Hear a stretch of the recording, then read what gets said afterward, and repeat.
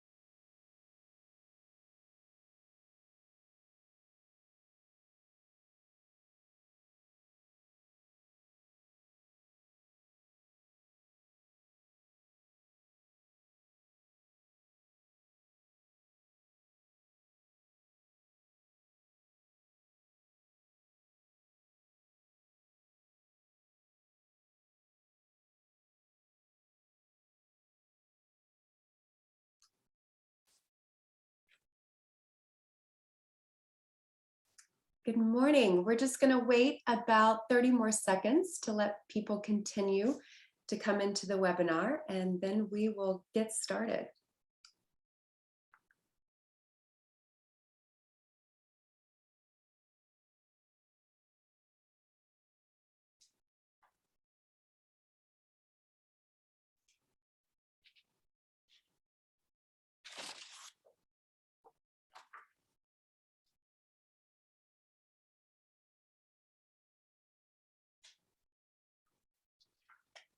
Well, thank you so much, everyone, for joining us this morning. And I know many of you will be watching this recorded at a later date. So we are grateful for all of your time this morning, and welcome to the DemBiz webinar seminar. As many of you know, we've been doing these online throughout COVID, and it's been an incredible way to continue to keep our community active and bring in speakers like we have this morning, so that we can continue to stay engaged in issues that are most important to us. Hopefully, we'll be able to get back to being together in person soon, but this has been an incredible way to continue to bring our group together. And if you're interested in joining DemBiz, please go to dembiz.com. We would love to have you involved in our organization. And as we will talk this morning, there is still so much work that needs to be done in the business community and for our democracy. So we encourage you all to continue to attend our activities, webinars, in-person events, and join our organization. We have a Q&A box here on the screen. Please feel free to submit your questions. I will read them to Skye later on throughout the webinar, but please don't be shy. Continue to send in your questions. We'd love to get questions from the public.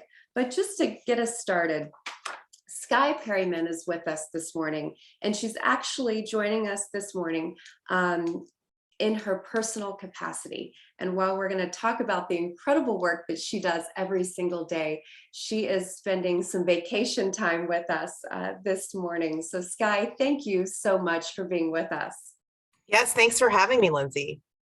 Well, and Skye and I have known each other for many years, and I am always impressed with the incredible work that she does every single day. But I know our organization, Skye, was incredibly excited to have you. So if you don't mind indulging me a little bit, I would like to go through some of your bio and background, because I do think it's so important that our members have the opportunity not to just know the work that you do, but the work you've done in the past as well, because it's incredibly meaningful. Skye Perryman is a lawyer, advocate, and leader with a track record of taking on and winning critical fights that advance democratic values, stop abuses of power, and improve the well-being of people and communities. She was named president and CEO of Democracy Forward Foundation in June 2021, returning to the organization where she was on the founding litigation team. She was most recently served as Chief Legal Officer and General Counsel of the American College of Obstetricians and Gynecologists, where she oversaw its broad portfolio of legal policy and public affairs. And she led a number of groundbreaking initiatives that enhanced access and equity in healthcare. She began her legal career at Covington and Burling and went on to later practice at Wilmer Hale. She teaches courses at American University and is an active alumni of Baylor University, where she helped to initiate thousand-strong alumni movement, calling on the university to change its restrictive policies regarding LGBTQ student organizations. She grew up in Texas and is a proud product of its public schools. She holds a JD with honors from Georgetown University Law Center and a Bachelor of Arts magna cum laude from Baylor University. She's received numerous accolades, including being named a 4-time Washington Rising Star by Super Lawyers, a top 40 under 40 trailblazer by the Leadership Center for Excellence, the Baylor Line Foundation's Outstanding Young Alumni Award, and is a Harry S. Truman Scholar, and also received the Chuck F.C. Roth Pro Bono Lawyer of the Year. Her work has been covered in outlets such as the New York Times, National Public Radio, NBC News, the Washington Post, the Houston Chronicle, and Teen Vogue. Skye, thank you so much for being with us this morning. Thanks so much for having me. Now, Skye, before we get into the work you do every single day, as I read your bio and just know you as a person, tell me a little bit about what brought you to this work, because I think there are some themes of fighting for equity and access in your background. and themes around bringing everybody together and making sure everyone has a seat at the table that is so profound throughout your career history. Can you tell us a little bit about that and why that's always been so important to you?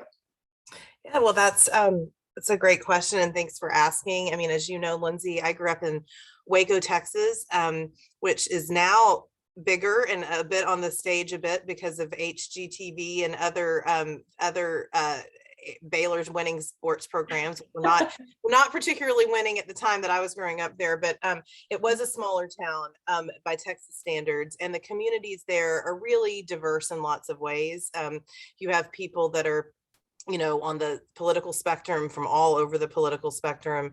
And what we saw as I was growing up, and I think we're seeing now a lot of the results of it today, was a concerted effort that a lot of folks made throughout Texas, throughout the South, and states like Virginia, but also, all over the country to try to pull back on this promise of democracy, that somehow the benefits of our country and the things that we know America can be, there's a group that sort of believes it's only open to certain people, whether that's how you look or who you love or what type of business you're in. And that always seemed from a very young age to be very offensive to me, to offend what we know about what America is supposed to be and about our democracy. We've seen some of this on display this week, unfortunately, and as we've watched confirmation hearings. And so for me, it was just always about how can we make sure that everybody in our country was able to pursue their dreams and their happiness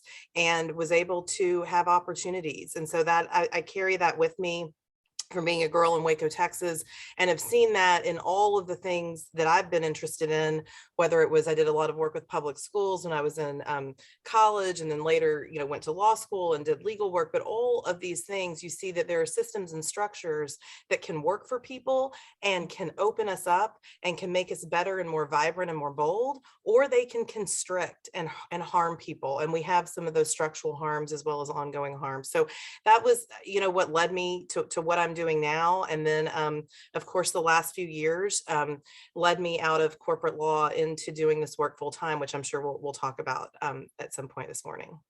Yes, absolutely. Well, thank you for that, because I know you as a friend, fellow Baylor alum, that I've just been so impressed with the work that you have always been passionate about, and you do the hard work. And I think that in itself speaks volumes about who you are, because you take on the fights that a lot of people shy away from, and you do it with such grace, and you do it in a way that's inclusive for everybody.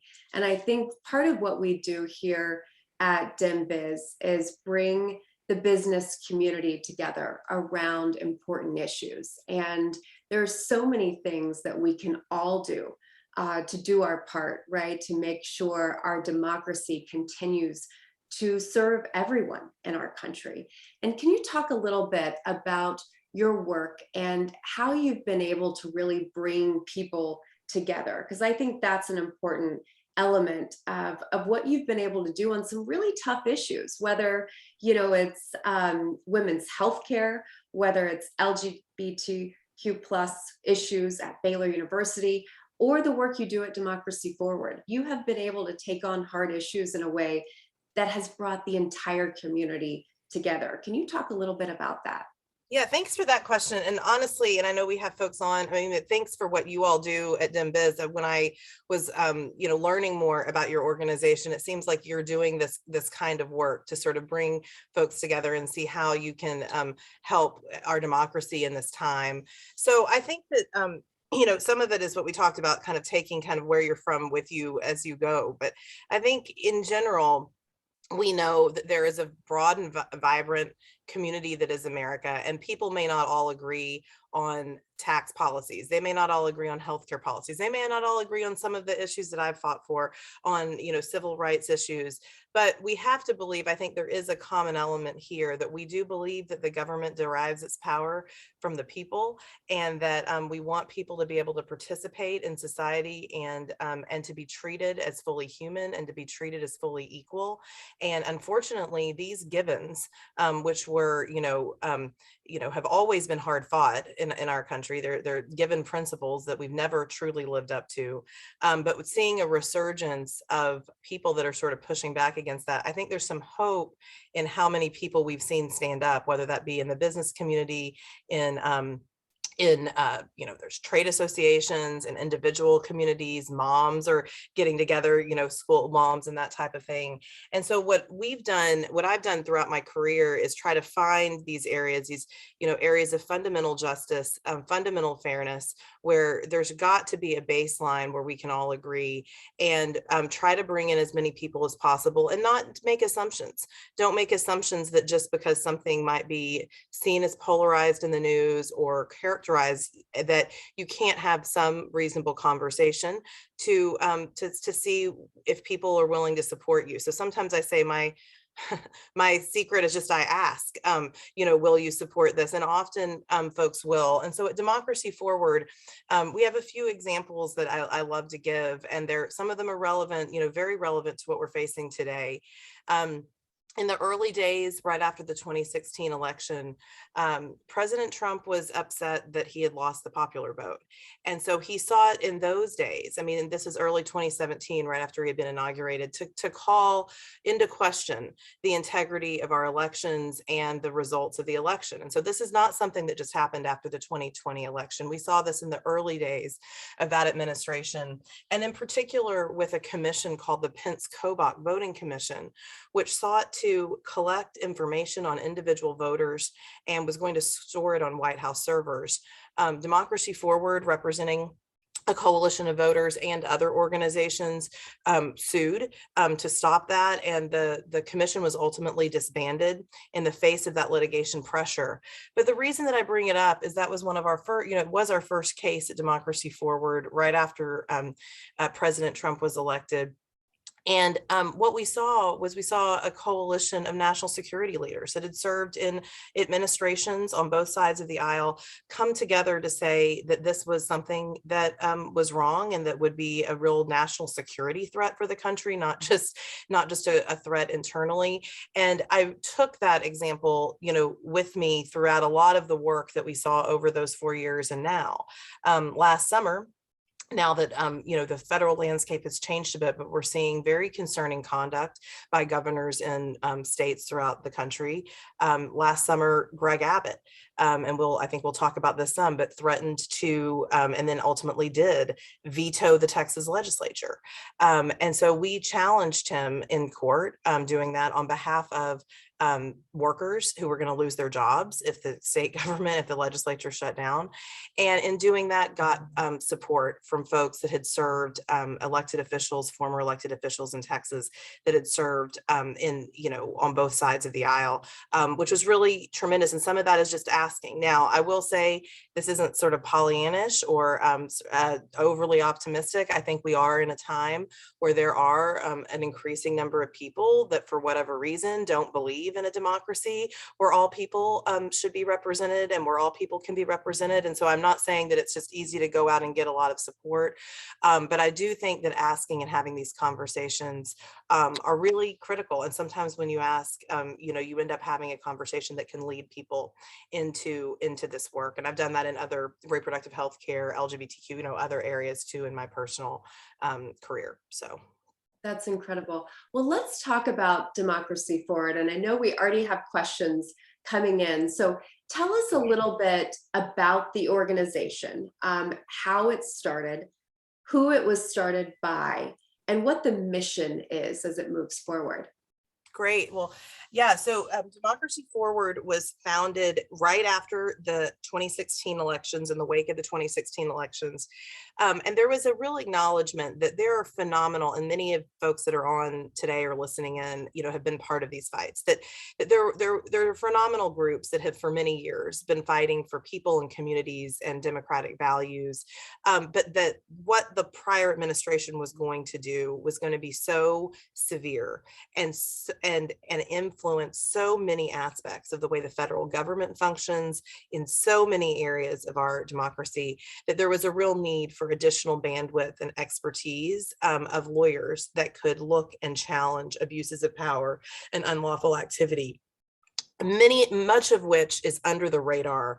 And one of the things we saw in the last administration, you see it now with the headlines that you see every day, is just that there's such an overwhelming amount of concerning conduct that it's hard to not just get stuck on the headline and to really make sure, what else is happening, that needs, what else is happening, and then how to is it lawful and does it harm people? And so we were founded to do that. And it's a story that if you go to our website, you can read a bit that I wrote a bit about when I came back to the organization, because, and I think some of the folks on today will relate to this. Many of us were in corporate legal practice, had loved our jobs, loved our clients, but thought that this was a time that lawyers could really make a difference in a way for our future and for our kids. And so left our jobs to do this work. Many were in the federal government and had done phenomenal work, and left their beloved colleagues in order to do this work. And then some, of course, of our colleagues had been in other institutions and organizations. And so it was a real diversity of experience. Our board chair was and remains Mark Elias. We early in our founding, others on our board included Maya Harris and Ron Klain and John Podesta and others. We still have, a great board. Some have had to rotate off because they're in government now. But we were really looking to make sure that there was a effective legal response to unlawful activity.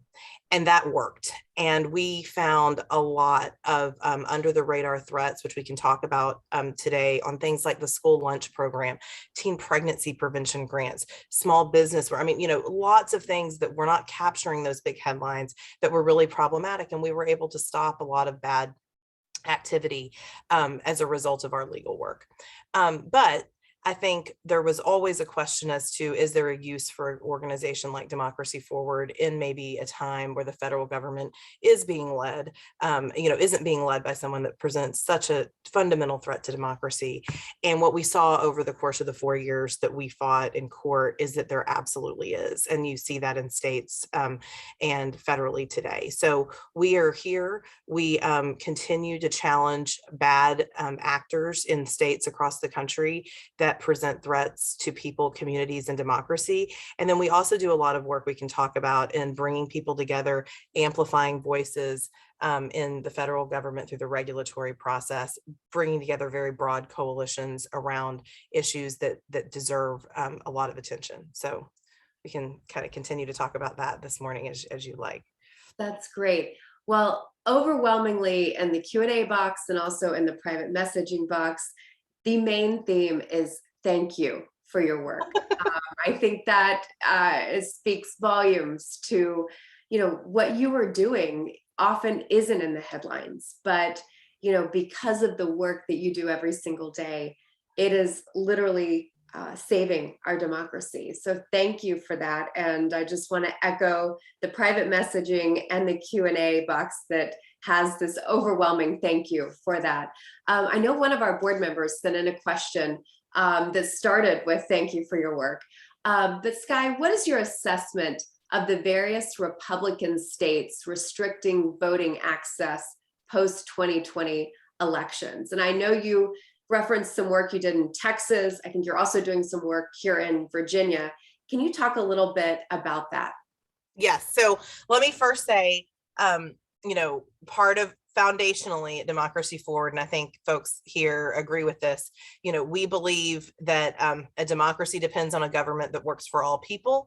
And that means that you have to have all people engaged. And that means that efforts to restrict people from being able to participate in government and participate in their process, whether through voting or whether through other sort of more structural inequities, is a big problem in democracy, and we're committed to fixing it. I will say that what we have done and our North Star at Democracy Forward is we go where we are needed, and we go where there is not a lot of coverage and where there is not a lot of bandwidth. And so there are phenomenal organizations, and I'll list some, and I'm still going to answer the question, but there are phenomenal. I just want to be able to plug. There are phenomenal organizations that every day are doing this work on the ground specifically for voting rights in the states. We are there if we need to be there, but we do not go try to duplicate the work that's going on, because we know that democracy voting is like a fundamental necessary but not sufficient element of democracy. And so, we are there when we need to be, but we are also focused on these broader areas that are also democracy that unfortunately, because of attacks on voting, are getting resources diverted from them. So I will just say, obviously the ACLU, the Brennan Center, Democracy Docket, the NAACP Legal Defense Fund, and then so many of these phenomenal groups that are truly grassroots and on the ground in specific states. And you have some wonderful ones in Virginia are doing this work every day. Our assessment around to answer the question around what we've seen after the 2020 election is that Trump and Trumpism was not the beginning or the end of this incredible attack on democracy, this attack that got many of us to leave the lives that we knew to come do this work. Lindsay, I know that you started exploring and did a lot of things. Ran for Congress, did a lot of things after that moment. But what we have learned is this was not the beginning or the end, but that it was a watershed moment that reflected the real fight that we have broadly in this country for democracy in a country that works for all people. And I think that's what you see when you look at the state landscape right now is brazen and brash efforts in many states to actually keep people from voting, from being able to have health care, from being able to participate in their society. And so we are there if we need to be there, but we are not doing, and I think it's important because I want folks to be able to follow the groups that are, we're not doing 100% voting rights work because there are so many groups that are doing such a phenomenal job there. And what we are trying to do is to make sure that the things that people are undermining in our values and other areas are being able to be addressed while there are groups focused on voting rights. So that's my answer there. I think we have to remain ever vigilant, and I can talk about Texas and some of the things we have done by way of voting rights, where there wasn't sort of the coverage that we expect, and that's where Democracy Forward comes in and makes sure that there is effective legal opposition to threats to democracy. Well, tell us a little bit about that Texas example, because I know that got national coverage, right? When the Democratic state legislators, led by Representative Chris Turner, down in Texas, so courageously left Texas and came to DC. And I think it's an important, example to discuss because, I think the best way for us here in Virginia and other states, is to learn about what's happening in other states so that we can ensure it doesn't happen in ours. So can you tell us a little bit about the work you did in Texas and that situation, and obviously how important it was on a national level in terms of equity and voting rights? Yeah, and I think there's some real lessons for us, and we can talk about Virginia too, but I think there's some real lessons as you're looking at this stuff in Virginia. So at last May and June, as the Texas legislature was closing out their session, the governor was, and you saw this, it was very publicized, but the governor was upset that the legislature did not pass. I just want to be really clear, in Texas, all three branches of government are controlled by one party. So, but the governor was very upset that the legislature did not pass bills that he personally preferred, including a voter suppression bill.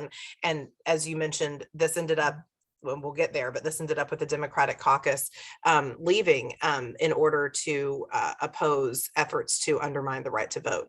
But he was very upset at the end of that session.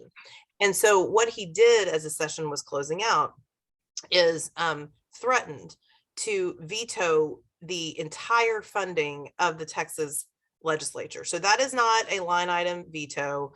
That is not a veto in the way we all think about vetoes. That is the elimination of a third branch of government in a state like Texas, and Virginia has very strong separation of powers laws too, but Texas has incredibly strong separation of powers laws, as does the federal constitution, of course. And then he did it. And so at first, and this is, I think, a lesson that we learn, he vetoed the legislature, called them into special session. And the idea was that if they didn't pass what he wanted over the course of the summer, that they would not be funded in the fall. And so politically, you all know just as well as I do, you're very engaged, what that means. And we can talk about what the Democratic caucus did and what Chris Turner did. But for people that aren't the politicians and civil, and they are civil servants, but civil servant politicians, it was also incredibly devastating, because what you have told people is that 2,000 state employees who spend their lives going to the Capitol to make the government work, to do their duty. These are not people that are particularly highly compensated. They're supporting their families. We're going to lose their jobs in 2 or 3 months because the governor was upset that the democratically elected legislature did not pass the bills that he wanted them to pass. And so the Texas media, you can go back and look at this. When Abbott started, at first when he threatened, it was sort of, well, this is just a threat. And then when he did it, it was, this is a political gimmick. And what we did was we represented 2,000 state employees through the Texas AFL-CIO, and then some individual state employees. And then in coalition with, of course, the Democratic lawmakers had their own case, and we were all in the same case together, and challenged Governor Abbott. Because this violated the Texas Constitution. You cannot eliminate a third branch of government. And I know that that sounds very basic, but this is like, in fact, what happened. And part of that, and then I'll get into this because it's a real reality that we face in a lot of states, and you're looking at these things in Virginia. But in Texas, that case gets filed in the Texas Supreme Court, and judges are elected, and the perspective of those judges, I think, are aligned with the party, the governor's party. And so many people would ask, why would you do this? If you look at sort of what the landscape looks like, why would you challenge something like this? And the answer was really clear, because it was a brazen abuse of democracy, of basic separation of powers. It was harming. I mean, the stories, and they're all public and they're on the record, but the stories that we heard from people having to think about whether they were going to cancel their weddings, having to think about how, if pre-ordering diapers and baby gear because they were about to have a baby and they weren't sure if they were going to be employed. That is what something like this did. It wasn't just about, I mean, it was about voting rights, and we'll talk about that, but it was also about these people's lives and how one actor can really abuse their power. And so we challenged it. It was a very highly publicized suit. In the meantime, the Democrats also challenged it. And then the caucus, of course, left the state because they did not want to have to participate in an effort to undermine and subvert the vote of millions of Texans. That got a lot of coverage. But what we saw was the stories that we were able to bring to the forefront as a result of this legal challenge. If you go back and look, you can look at the way the Texas media covered this. And it started with, it was a gimmick by the governor, and it ended with, thousands of workers are in the balance. This is a constitutional crisis. It ended up telling the story that what really happened. And so in that case, the Texas Supreme Court ultimately ruled for the governor, which was, it's pretty remarkable, frankly, given what we know the Constitution of the state and what the Constitution of the federal government says. However, we do know that the legislative funding was restored, and we do know that there was a lot of pushback with this, given what we were able to highlight and the harms that we were able to bring to the forefront. And so I tell this story often because it's an inspiring story, I think, because it shows how you can come together. And in doing that, by the way, we were able to get a coalition of former lawmakers and some current lawmakers from both parties that stood up to the governor, which had not happened in a while. So it's part of this theme of bringing people together. But it's a real story about what we're facing in the country. A lot of these fights are not fights that you're going to get an easy win. And you're not just going to march into court and tomorrow see this big win on the headlines. We hope that the law, you should, it's very clear what the law is, but this is the reality that we're facing. And I think what we have to do, and you all are doing it, what we have to do is think about, we have to be here for people and for doing the right thing. And if that means that, and then sophisticated legal theories, and then you see sort of how it falls out. But I think that's a real important lesson that I took from that last summer as we look at, what the Supreme Court's going to do and other things, is some of this is these democratic values and the values of people deserve to be vindicated. And sometimes you're going to win and sometimes you're going to lose. If you're on the right side of the law and you're on the right side of people, you should win. But we know that life isn't always as it should be, but we have to be there doing this work. And I think, and that's what we've heard from the folks that we represented and everything, is that they're, continue to look at that as a place in a way that they made a real contribution. That's incredible. Can you talk a little bit about the work you're doing here in Virginia? Because I think that too is really important work that I know our membership, if there's ways for us to engage in the work you're doing here in Virginia, I know our membership would be eager to hear about that and to learn more about what you're doing in efforts to ensure we protect our democracy here in Virginia.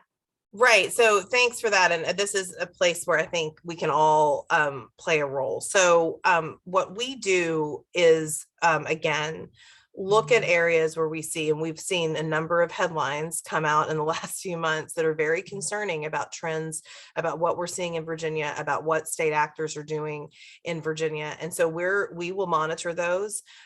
If they're, often if there's a legal challenge to be made, sometimes there will be groups, or there will be people that will do that. To the extent that there are not, we will be there in order to make sure that there's effective legal opposition. Frankly, in Virginia, I think that there will be some gaps in this bandwidth, which is why we're looking very closely, talking to people on the ground about what you guys are seeing, because you haven't had an administration in your governor's office in the past few years, that presented these kinds of threats that we're seeing now. And so what that means is that groups that normally would be right there, primed to go, ready to bring legal challenges or do what needs to be done in order to vindicate people, are just getting started, because this has not been something that has had to be done, across the board.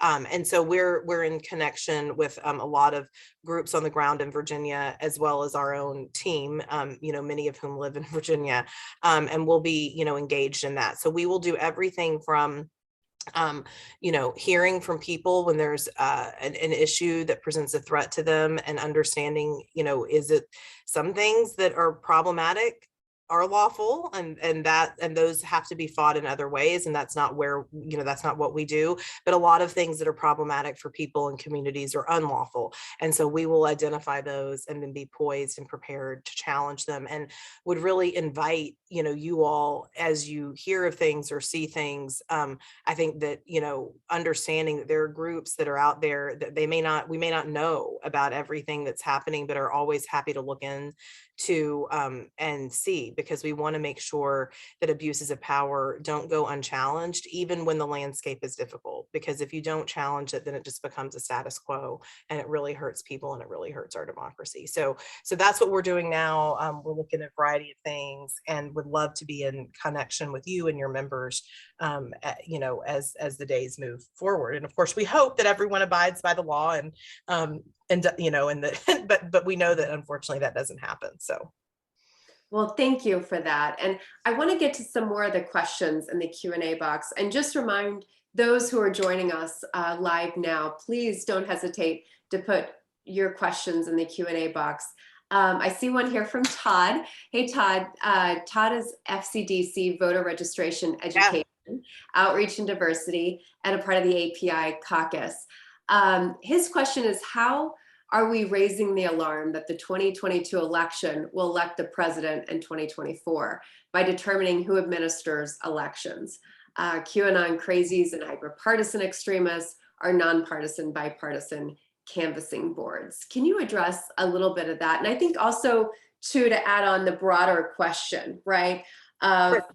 We have seen, engagement fall, if you will, after President Biden was elected. I think there are a lot of people out there that just probably were exhausted by the last administration and the efforts we all undertook, right, to ensure that we could protect our democracy and obviously elect someone new.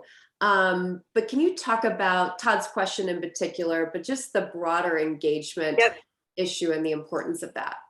Right. So I think, the fight on sort of what elections look like. And again, these are legal. I mean, again, this should, unfortunately, it's become a partisan issue, but it shouldn't be. I mean, everyone that cares about democracy should care about this, whether, folks identify as, whatever political party. But we have seen this extreme and growing and loud faction and effort to subvert and undermine elections, including through electors. I think that there are some things that are being done that deserve mention. And I think this broader question of engagement, I want to talk about that too.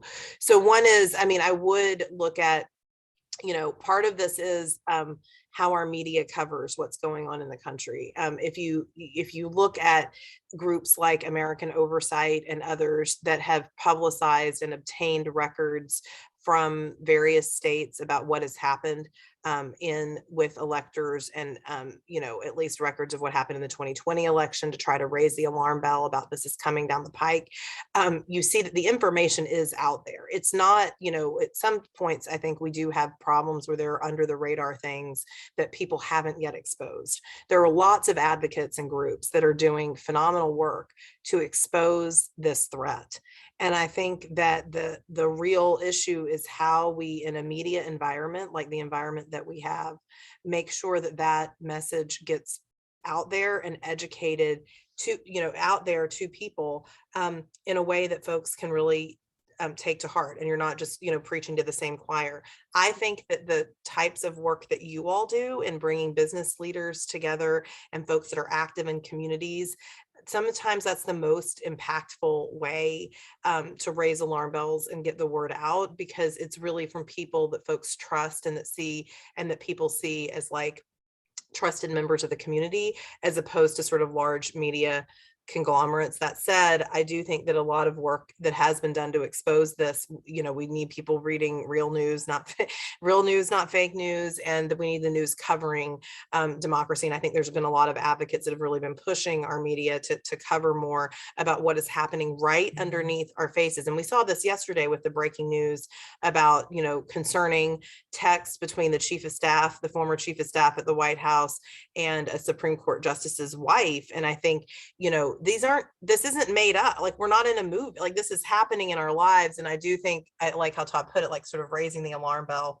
So I would say that there's a lot that individuals can do in to sort of have these conversations and spread the word, but we also need to be pushing, our media outlets and others to cover the real story. I do think that the information is out there. I don't think this is something that we're going to look back and say, oh, well, no one knew this was happening. I think it's out there. Now, whether people are listening and care, I think, is the real question. And of course, Todd and others have done phenomenal work to do a lot of work around voter engagement. And I think that's the kind of thing we need. On the broader question, which I think is just so important, because I do think that business has such a role right now in our democracy and in the fight that we're in. And we see this with other groups as well.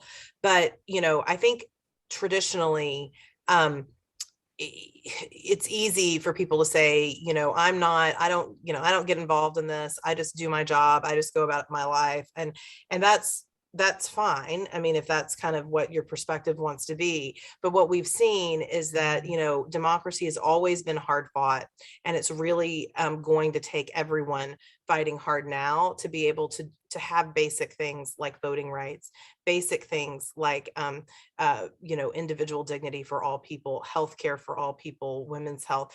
And so I do just encourage, and we see groups that are kind of mainstream groups, trade associations, small businesses, community organizations coming together now and like working on legal briefs with us, or working to get engaged in different ways.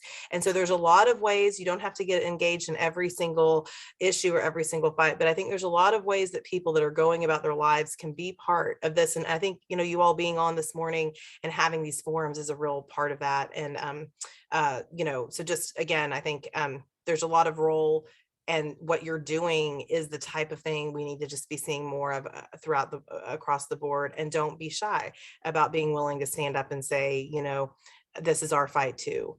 And it's about business, it's about community, it's about people, it's about families. Absolutely. Absolutely. And I want to get to Johnny Herm's question too.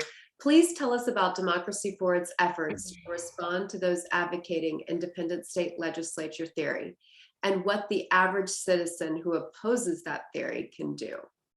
Right. So I think this is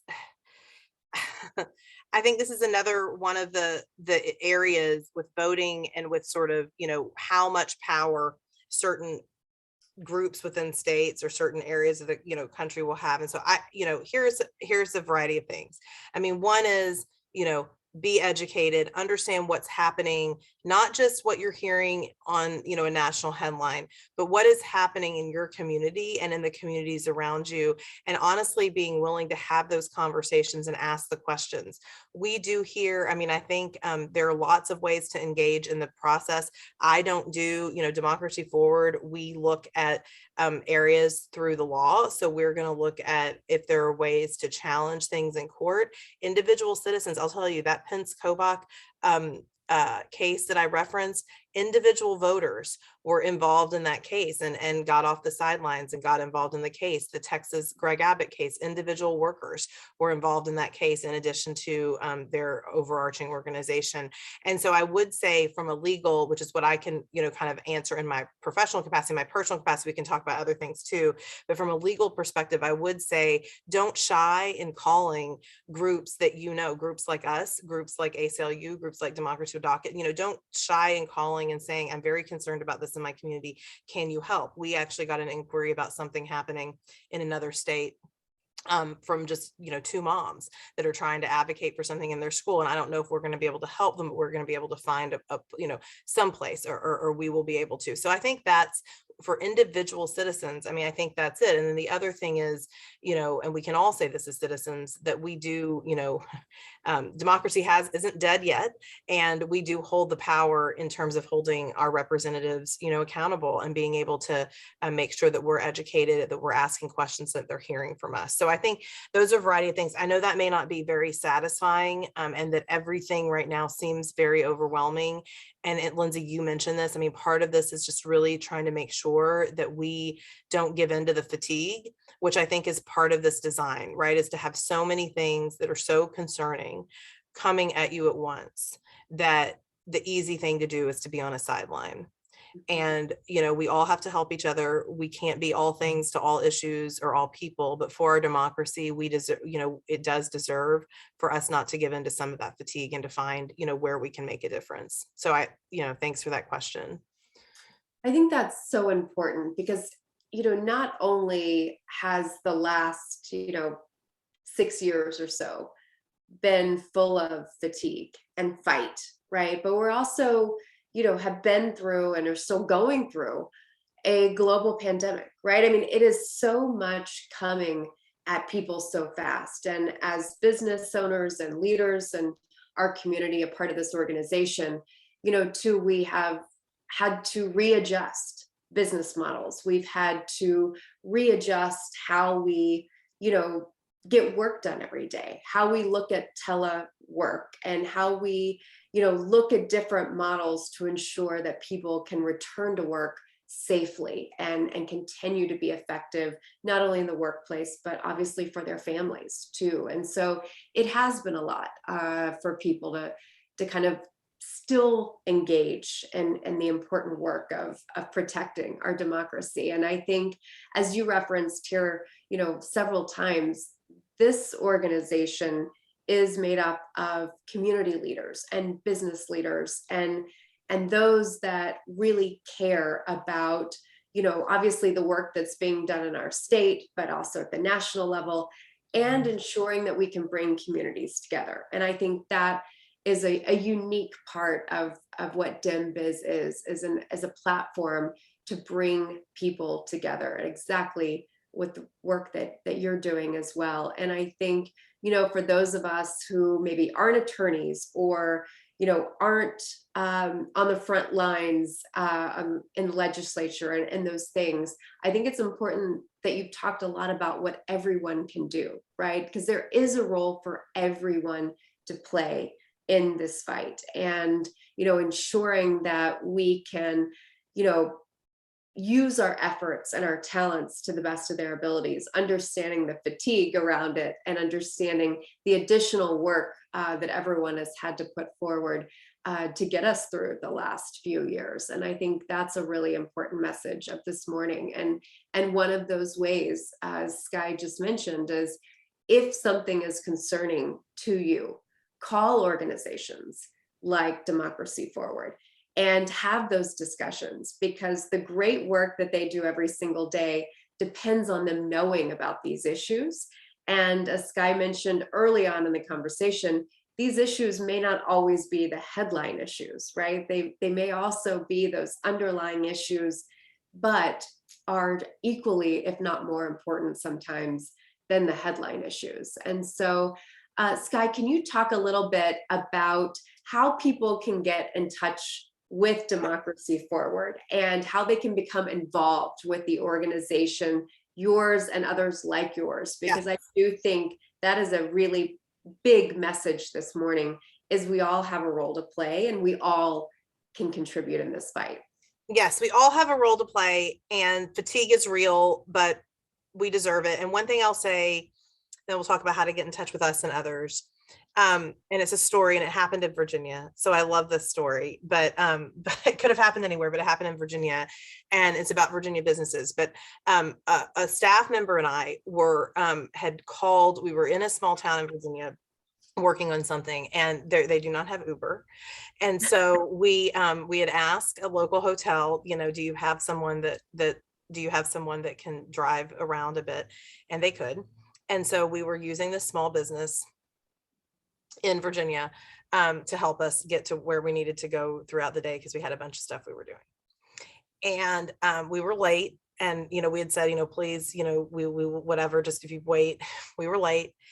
And we got in the car, and the person took us to where we were going, and we got out and we got to pay. And he said, "Oh, I can't accept money from you." And this is a cab driver in the middle of a pandemic in Virginia. And this is not, we're talking about the economic circumstances are very hard for many people. You guys see it every day. This was in a rural area. And we said, what do you mean? And he said, well, when I was waiting on you, I looked up what your organization did because I saw your names.